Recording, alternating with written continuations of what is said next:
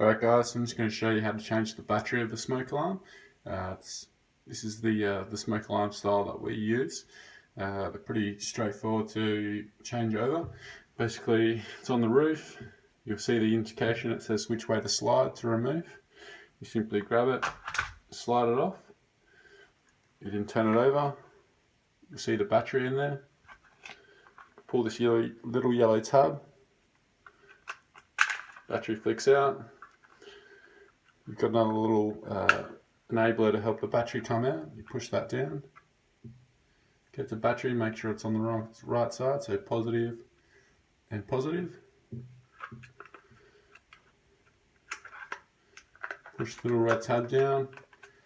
Push the battery in, like that. Goes back on the roof.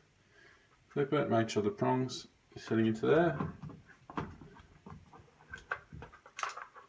You simply just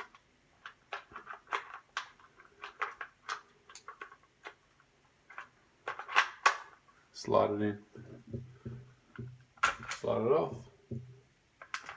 slide it in, and that's it guys.